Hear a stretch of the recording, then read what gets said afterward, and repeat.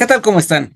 Estamos en nuestro programa Crónicas de mi Tierra, sección Leyendas, aquí con nuestros amigos de Disentir, que son los encargados de este programa, y Gerardo Sámano Hernández. Pues bueno, hoy tenemos la presencia de nuestro querido amigo Luis Ángel Gamboa Lara, quien es antropólogo social de la Universidad Autónoma del Estado de México y quien ha presentado una serie de trabajos en torno a las leyendas, que es muy interesante. Y hoy vamos a manejar varias cuestiones. La leyenda del Pozo y las leyendas del Cerro del Molcajete, que es muy interesante toda esta información, ya que, pues bueno, ha habido varios avistamientos en esta región, en esta zona del Cerro del Molcajete, y que pues tiene sus datos muy curiosos que ya iremos viendo, ¿no?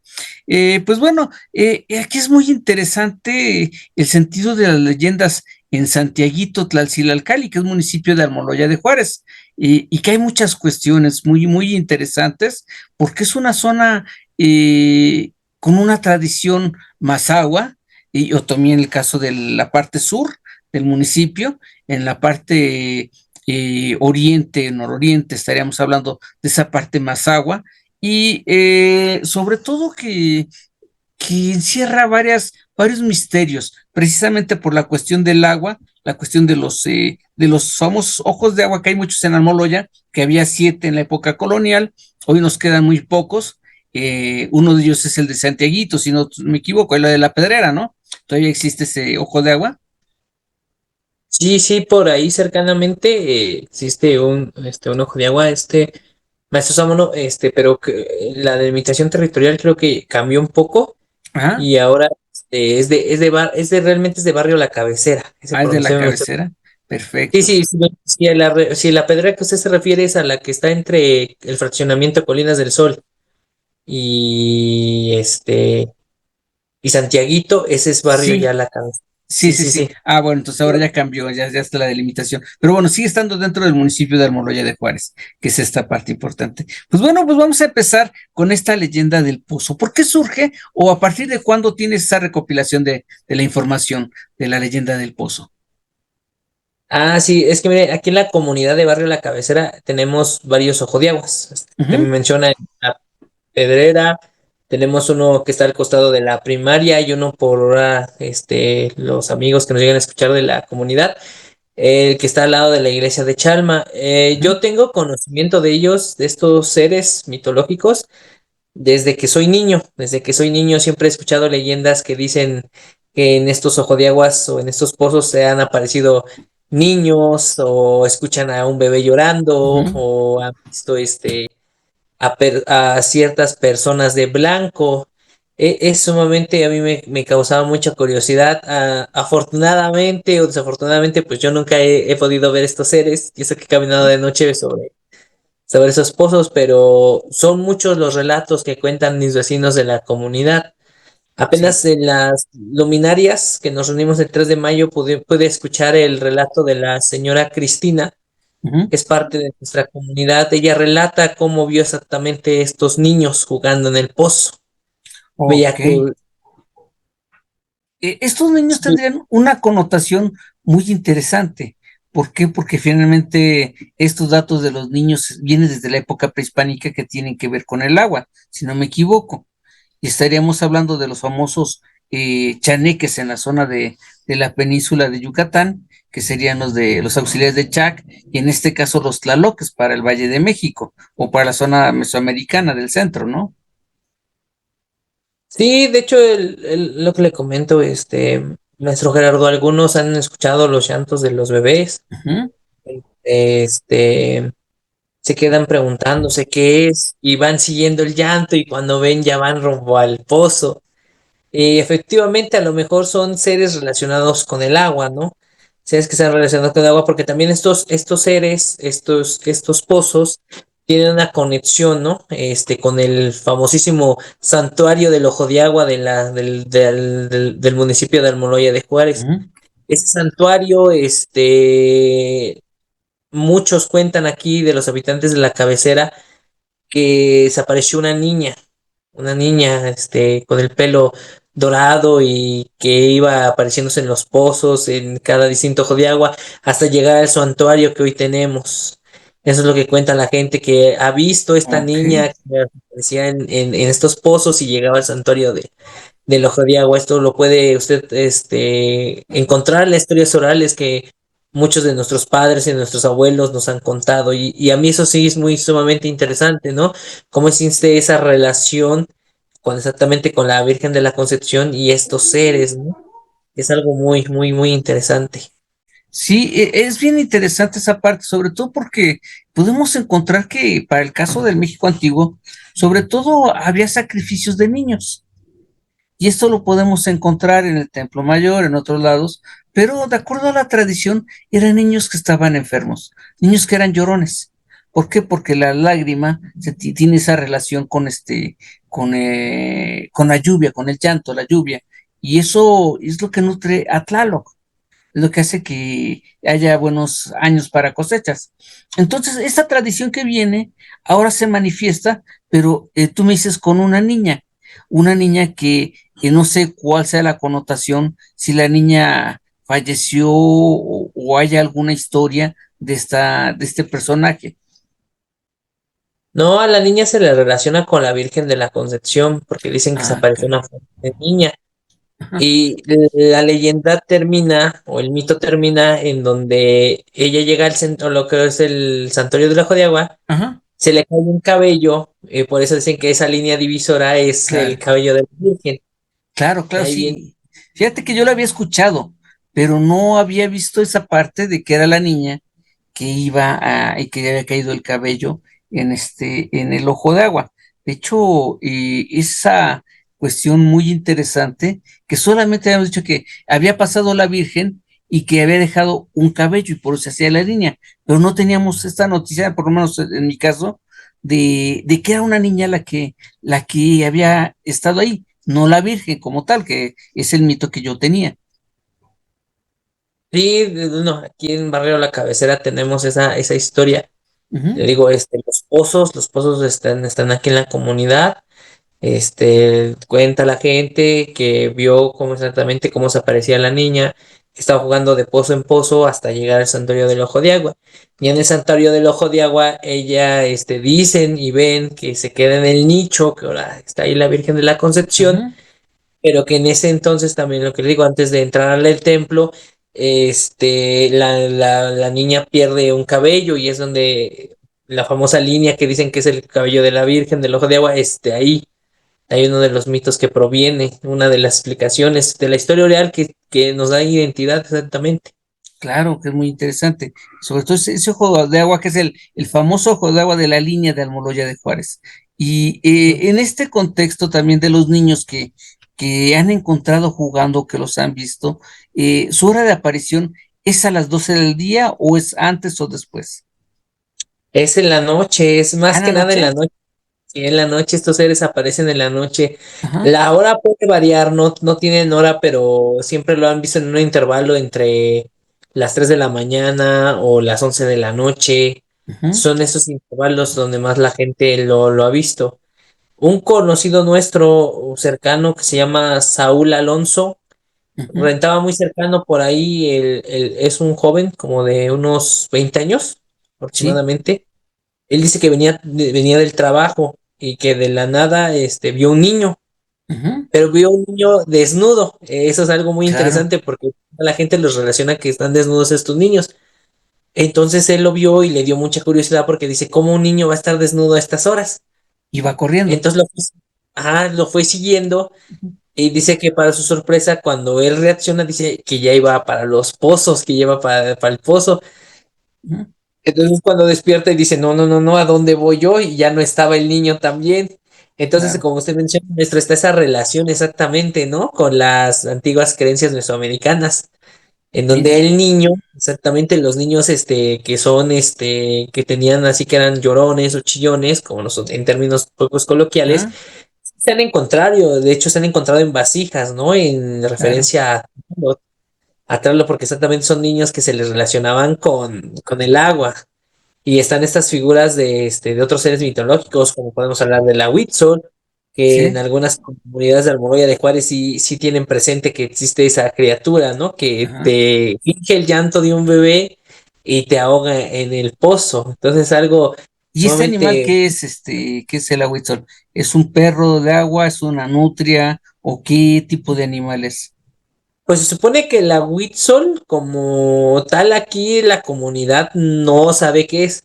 Ujú. Algunos a lo mejor por ya por los medios de comunicación hoy en día en internet o algo así han visto un poco la difusión, pero como no, bueno, como nosotros sabemos, el Ahuitzol es esa parte de una forma antropomorfa de un perro con Ujú. la mano de un chango, ¿no? Bueno, de Sí, unos sí, pocos colegiales que finge el llanto de un niño y los ahoga.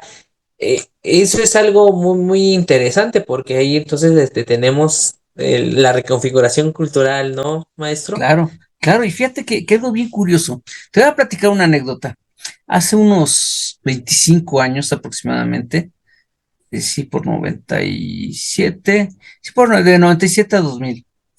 Fíjate que íbamos a Zihuatanejo, íbamos Ujú, de Ciudad Altamirano, salimos por ahí del mediodía, bueno, antes del mediodía, como a las 9 de la mañana, bajamos por Placeres del Oro, y ya en la sierra,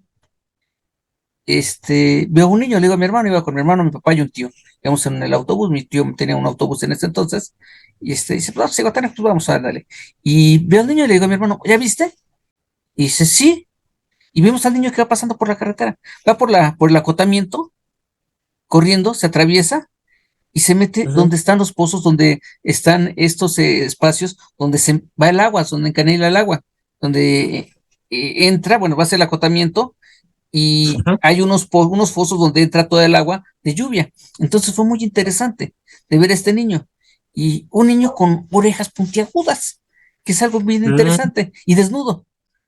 Y le desnudos. digo, sí, claro, claro, y me escucha un pasajero que le digo, ¿ya viste? Que le digo, mi hermano, ¿ya viste al niño, ese niño que va encuerado? Y le dice el señor a mi tío que era el conductor, el chofer, dice, no se pare y acelérele, porque este nos va a voltear. Y muy Mm, interesante, y así, y se nos desapareció el niño, nos apareció en plena sierra y de la nada, que es algo que, digo, yo tuve esa fortuna de poder ver este hecho, este acontecimiento muy interesante en la Sierra de Guerrero, y pues bueno, que acá me coincides con esta descripción del niño desnudo. sí, sí, sí, sí. A lo mejor la huella mesoamericana se puede relacionar con los Tlaloque, ¿no? O Sí, exactamente claro. por parte de la Huitzol también, que eso algo se relaciona también un poco con Tlaloc, Ujú. porque hay que recordar que el Tlaloque, yo siempre lo he dicho, el que muera con agua y crea en Mesoamérica, tiene la fortuna de que va a vivir todo el día en fiesta, en Sí, fiesta, ¿no? claro, claro. Sí, va a Es un llegar lugar de Tlalocan. Sí, es un lugar de música, es un lugar de baile, es un lugar muy feliz, pero sí, esa es una de las cuantas leyendas que nos dan identidad, digo, porque si usted le pregunta a alguna persona si conoce algún relato de los pozos, de los ojodeados que tenemos aquí internos, Ujú. le puede decir sí, o puede decir es que he escuchado por otras personas que lo han vivido, pero es algo muy interesante. Afortunadamente yo creo que no hemos, claro, no es tan bondadoso que no se ha llevado a alguien de aquí, porque bueno, yo hasta el momento no tengo conocimiento que digan alguien si se ahogó en el pozo Sí, o algo sí, así. sí. Sí, y fíjate que eso tiene una relación, qué bueno que me lo dices, porque que se llega en el pozo. Si te das cuenta, también en las lagunas, también antes se comentaba que aparecían niños que estaban jugando alrededor de la laguna, de una laguna o de una presa, y normalmente se llevaban a la gente, los invitaban a que se metieran. Y en el centro Ujú. de la presa o de la laguna empezaba a remolinear. Acá, por ejemplo, en la Sí, cuchara era lo que decían. Acá en San Francisco, no sé si conoces la cuchara, la presa.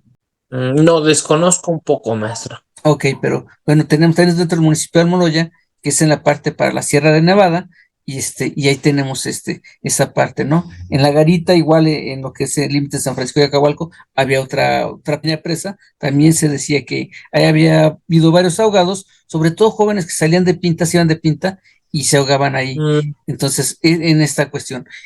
Yo te preguntaría, ¿este personaje de la Huitzol tendría que ver algo con la Tlachiana? ¿Alguna cuestión o alguna forma parecida? bueno, ya hablando de otros seres, ¿no? Que dicen Sí, las sí, sí. sirenas, ¿no? Que en forma de, bueno, no como tal tienen el concepto aquí nosotros como de sirena, exactamente la atlanciana, Yo creo que en su relación, como arquetipos y simbolismo, yo creo que Ujú. son dos figuras muy distintas, Claro, pero que sí pueden tener una relación en ese sentido. Obviamente estamos dando nuestra explicación. Pueden tener un pequeño sentido, pues sí, que obviamente son seres acuáticos, ¿no? Son seres que cuidan el agua, que cuidan ujú, la parte de la naturaleza. Por eso dicen, ¿no? Que les ponen también, las cruces a los bordos, ¿no? claro. Para que no introduzcan estos seres o estos seres no aparezcan. Alguien que a lo mejor ahorita nos está escuchando o nos va a escuchar va a decir, no, sí, sí es cierto, yo he visto que en los bordos hay cruces, en las presas hay cruces, ¿no? Porque se tenía esta idea de que son seres, en el catolicismo, pues del otro bando, ¿no? Pero yo creo que sí pueden tener, bueno, esa semejanza como seres acuáticos que cuidan el agua, pero sí son dos figuras representativas de la mitología mesoamericana muy distintas, ¿no? Sí, sobre todo porque son protectores del agua, ¿no? Y es algo bien interesante. En el momento que se deje de hablar en este caso del aguizote, vamos a estar en serios problemas porque entonces ya no hay agua en la zona de Almoloya. Y es lo que estamos encontrando con la desecación o en este caso del venero de que viene del ojo de agua, pues bueno, que finalmente ha estado bajando su producción de agua, ¿no? Que ya ha bajado más o menos entre medio metro o un metro aproximadamente de lo que era el nivel habitual. Entonces ahí tenemos ya algún problema. Encontramos que el venero, que antes bajaba hasta el ojo de agua, hoy hay uno más arriba en el cerrito, hay un desvío del agua natural. Y así los otros ojos de agua que se han desecado. El que llevaba el agua al Moloya, precisamente que venía del rancho o de la parte, hablaríamos, oriente de Almoloya de Juárez, del rancho cerca del rancho que era del licenciado Venancio Consuelo. Ahí nació un manantial y de ahí venía con una tubería de barro, bajaba hasta lo que era la parte trasera de la iglesia y ahí había una fuente y ahí la gente iba a tomar el agua. Era la que surtía al centro. Ahí estaban los aguadores y ahí surtían el agua a las distintas casas del centro de Almoloya, que es muy interesante esa parte, pero que a fin de cuentas, pues esos ojos de agua han desaparecido y por tanto, pues la tradición también y las leyendas dejan de existir, ¿no? Sí, obviamente, porque también hay que recordar que estas aves se fijan de acuerdo a nuestro entorno, ¿no? Nuestro Ujú. entorno ecológico, nuestro espacio físico. Entonces, pues obviamente no podemos hablar de seres del agua en lo mejor donde algún día, donde son zonas desérticas, ¿no? O zonas en donde cuentan con poca agua. Es Sí, como un claro. ejemplo, yo aquí no he encontrado hasta el momento, leyendas de ídolos de los ídolos del cerro, que también son unas leyendas muy interesantes que Ujú. existen en otras comunidades, cercanas aquí. Pero sí, sí, sí, así como existen esta, maestro, existen muchas leyendas más aquí en nuestra comunidad. Ok.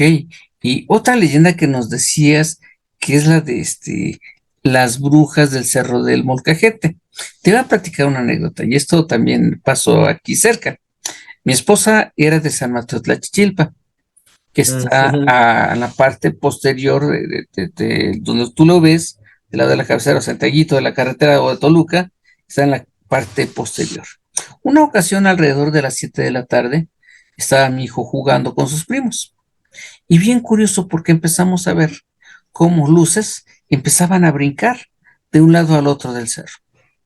Y pues bueno, ahí platicando con las personas, digo, bueno, qué es esa parte, no? Que están esas luces. Me dicen, es que son las brujas que están llegando y que debe haber un niño pequeño por ahí o por aquí cerca, ha de haber nacido alguien, porque entonces estas brujas son las que están preparándose para venir a chupárselo. ¿Qué pasó con eso? ¿Qué hay Mm, con ello? sí, se sigue viendo el avistamiento de las brujas, ¿no? Que son otros seres naturales muy relacionados con la cultura mexicana, ¿no? Las Ujú. famosas bolas de fuego, que hasta el momento, pues dijeran, algunos podrán ponerse más estrictos del lado de la ciencia y decir, no, eso no es posible. Pero digo, pues si la gente está hablando o está diciendo o tiene la experiencia oral de que algo, un relato sobrenatural, pues vieron, pues ahí está esa parte teórica que a veces nosotros como historiadores o como antropólogos explicamos, ¿no? Claro, Oye, Oye, y hoy en día, pues sí, se siguen viendo en la carretera, ven esas famosas bolas de fuego, ven brincando una de otra, Ajá, giran. Hoy creo que hoy en día un poquito ha aumentado, creo que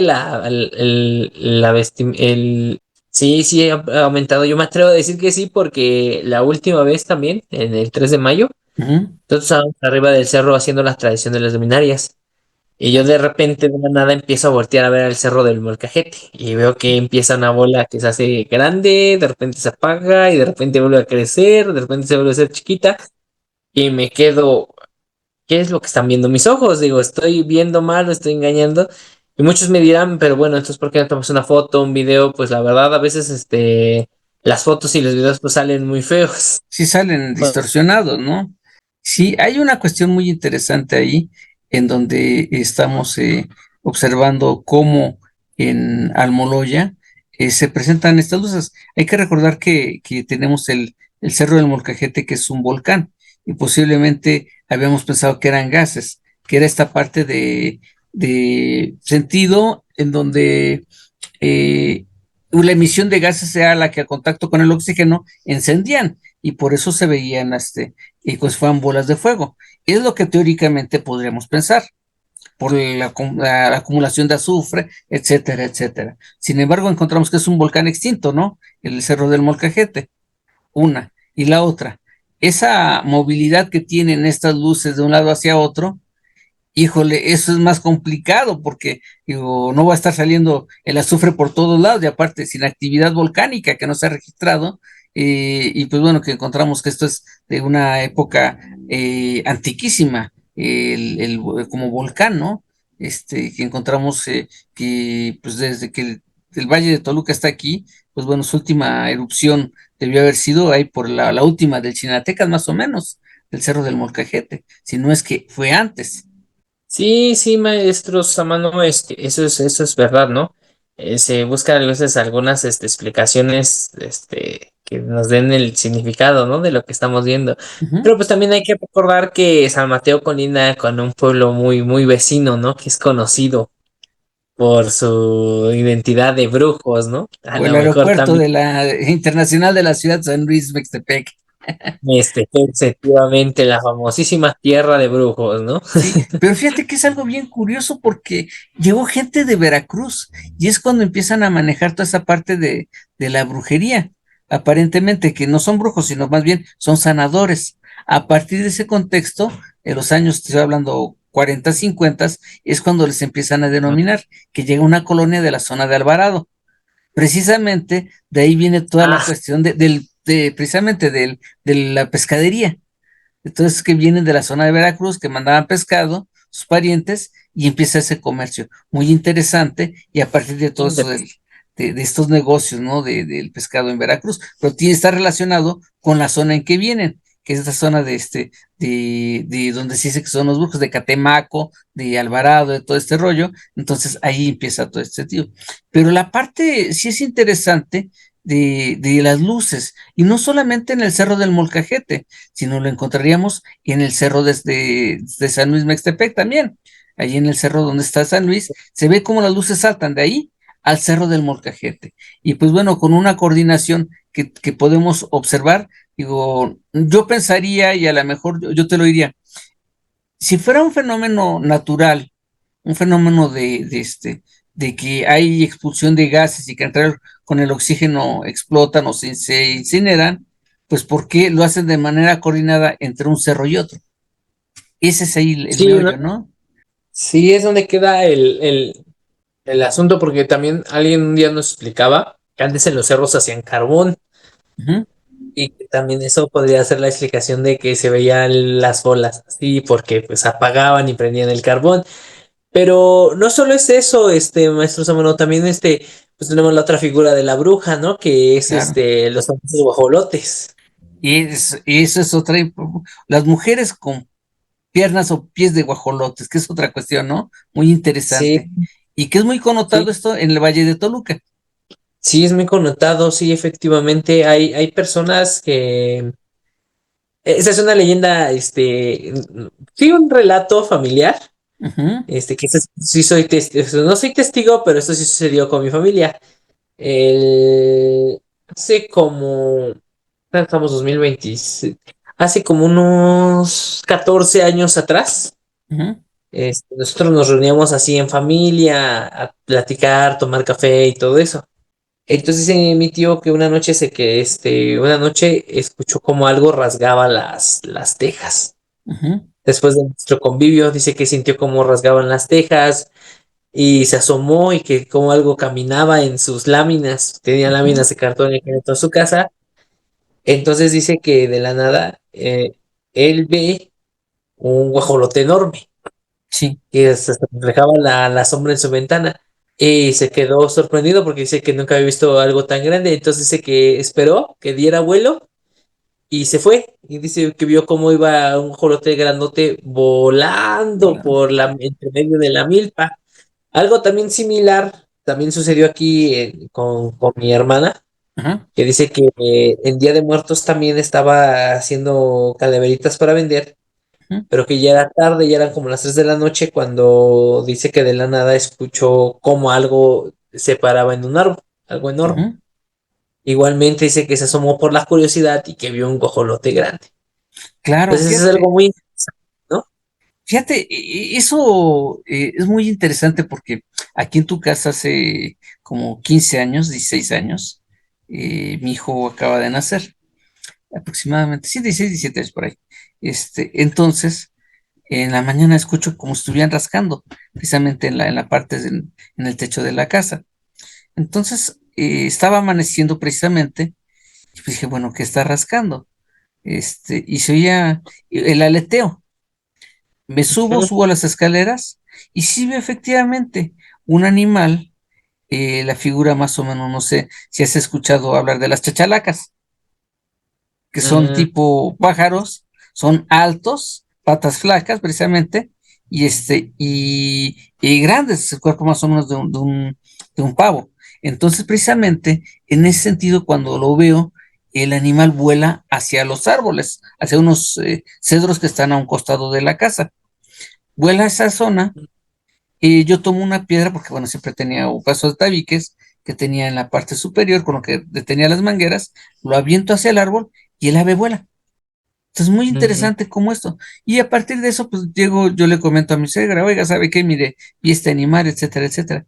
Y me dice, no, mira, para cuando haya, como hay bebé en tu casa, está el niño, pues va a chuparle la sangre. Dice, lo ujú. que tienes que hacer es poner un lazo, un mecate, para cuando llegue y trate de rascar, se atore, se enrede. Y cuando salgas, vuele, se atore y caiga. Si no, ponle espinas, pone un nopal con espinas. Nopal grande con espinas, ¿para Sí, qué? Para que se espine y no pueda volar. Y son esas tradiciones que nos da la gente y que finalmente tiene que ver precisamente con esas brujas, ¿no? sí, sí, maestro Sábano, sí, efectivamente, algunos dicen que los nopales, algunos dicen que las semillas de mostaza para que las cuente y se le acabe la noche, ¿no? Ajá, Porque salen y así ahí existen muchos de relatos también en esta comunidad que se han puesto parte de nuestra identidad de cómo ven, cómo han visto las brujas bailando en el cajete y cómo algunas han tenido un poquito el avistamiento en forma de guajolote. claro. ¿Por qué le cuento esto, maestro Romano? Porque aquí anteriormente también la comunidad contaba, y este es un relato que se empata un poco con un relato que me contaba también mi difunto abuelo, Ujú, en donde existía una bruja aquí en la comunidad. Esta bruja, dice la gente y cuenta que molestaba a la población porque la extorsionaba, le pedía para su copa y todo eso. ujú. Cansado de esto, la gente se organiza y obviamente pues ya sabemos en qué tragedia sucedió, en qué tragedia pasó, ¿no? Sí, sí, sí. Eh, entonces, pues como toda buena bruja, pues la preceden ahora sí dijéramos a usar términos legales para que nadie se enoje, ¿no?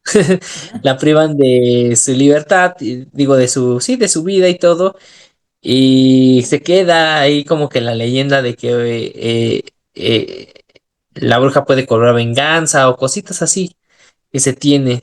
Entonces, claro. son muy claros, son muy, muy, muy interesantes los sucesos de historias de leyenda aquí de la comunidad. Obviamente pueden existir más porque he escuchado sobre damas de negro, se ha escuchado lo de los niños, se ha escuchado a las brujas, se escucha La Llorona, también tú La veces se tiene Llorona. esa, Sí, sí, La sí. Llorona y más por esta parte donde Barrio La Cabecera, que donde son como barrancas, De los sí, ríos sí, sí, ahí que pasan.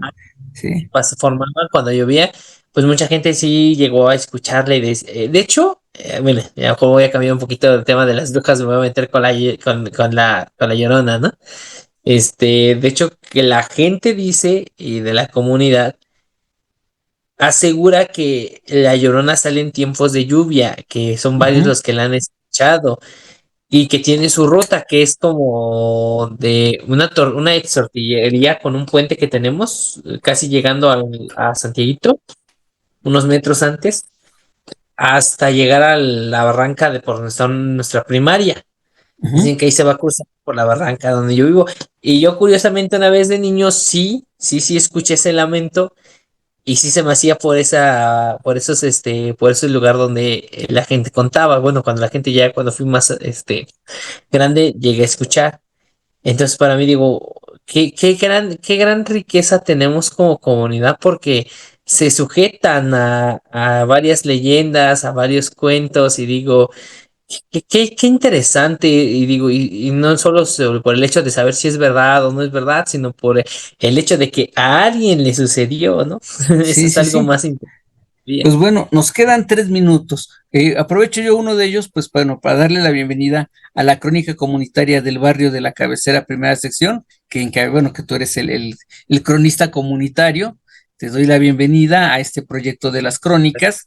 Y pues bueno, lo hago la presentación como muy platillo aquí en este programa de Crónicas de mi Tierra, Leyendas, y para que posteriormente te invitemos como crónica comunitaria a platicar precisamente sobre La Llorona, que es otra connotación que tiene mucho más tela donde cortar y que pues bueno, ya tengo algunas cosillas ahí de los nombres en náhuatl y que no sé acá en Mazagua qué nombre le den. Y pues bueno, para cerrar, ¿qué nos puedes decir de esta experiencia con estas leyendas, con estas cosas sobrenaturales que se han visto en esta región de Almoloya de Juárez? Que la gente no tema a contar sus historias, Uh -huh, que las leyendas y los mitos son los que nos dan identidad y tienen una explicación y que son parte de nuestra vida diaria. Que a lo mejor muchos dicen, es que no quiero caer en la superstición y todo eso, o cómo compruebo que es real. Pues quiero mandarles un saludo a todas esas personas que han tenido un suceso sobrenatural y decirles que entre la antropología y la historia tenemos mucho que aprender y mucho que adaptar de ellos porque son historia y son hechos sociales, efectivamente, maestro. claro, la tradición oral es la parte fundamental del mito que se hace leyenda y la leyenda se hace historia. Entonces, de ahí los antropólogos y los historiadores tratamos de rescatar los elementos duros que van a dar o van a conformar parte de nuestra historia y que vamos a confrontar con la documentación que nos están brindando los archivos. Entonces, pues bueno, pues ha sido un gusto tenerte, Luis Ángel Gamboa Lara, antropólogo social de la Universidad Autónoma del Estado de México y cronista comunitario del barrio de la Cabecera, primera sección. Pues bueno, estamos pendientes para el siguiente programa que podemos grabar y pues bueno, también será un placer tenerte en Crónicas de mi Tierra, Historia, Tradición y Cultura de Almoloya de Juárez. Pues bueno, pues que tengan muy buena tarde, muy buena noche y pues agradecemos a Ismael Díaz en la producción, a Oscar Trejo y pues bueno, a nuestro invitado de lujo, Luis Ángel Gamboa. Pues esto ha sido Crónicas de mi Tierra, Leyendas. Que pasen muy buena tarde, muy buena noche o muy buen día, como gusten vernos y lo permita su tiempo. Muchas gracias. Yo soy Gerardo Saman.